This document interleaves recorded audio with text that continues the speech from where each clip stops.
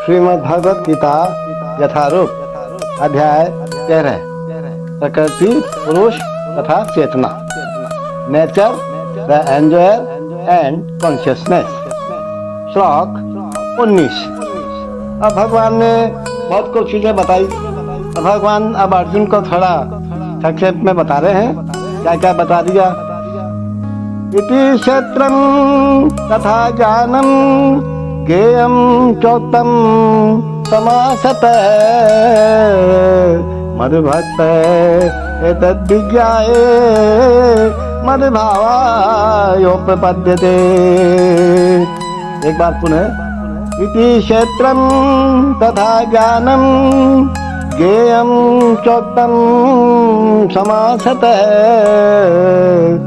मद्भक्त एतद्विज्ञाये मद्भावायोपपद्यते।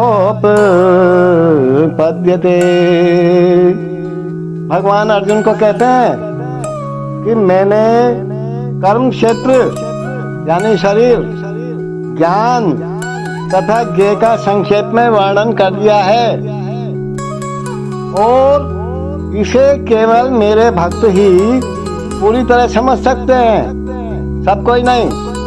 और इस तरह मेरे स्वभाव को प्राप्त होते हैं। देखो क्या कह रहे हैं भगवान। भगवान ने शरीर, ज्ञान तथा ज्ञेय का संक्षेप में वर्णन किया है। ये ज्ञान 3 वस्तुओं का है जो भगवान ने अभी तक बताया। ज्ञाता यानी आत्मा एवं परमात्मा, ज्ञेय यानी जानने लायक अथवा जानना, और जानने की विधि। ये तीनों मिलाकर विज्ञान कहलाते हैं। पूर्ण ज्ञान भगवान के अनन्य भक्तों द्वारा प्रत्यक्ष से समझा जा सकता है। अन्य इसे समझ पाने में असमर्थ रहते हैं। भगवान के भक्त ही बता पाएंगे सही ढंग से। अद्वैतवादियों का कहना है कि अंतिम अवस्था में ये तीनों बातें एक हो जाती हैं, लेकिन भक्त इसे नहीं मानते। ज्ञान तथा ज्ञान के विकास का अर्थ है अपने आप को कृष्ण भावनामृत में समझना।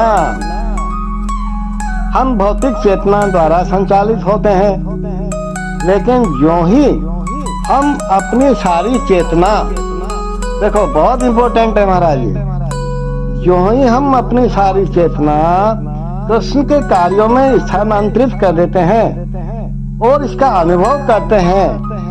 क्या अनुभव करते हैं कि कृष्ण ही सब कुछ है, भगवान ही सब कुछ है। तो हम वास्तव में ज्ञान प्राप्त कर सकते हैं और करते हैं। दूसरे शब्दों में ज्ञान तो भक्ति को पूर्णतया समझने के लिए प्रारंभिक अवस्था है।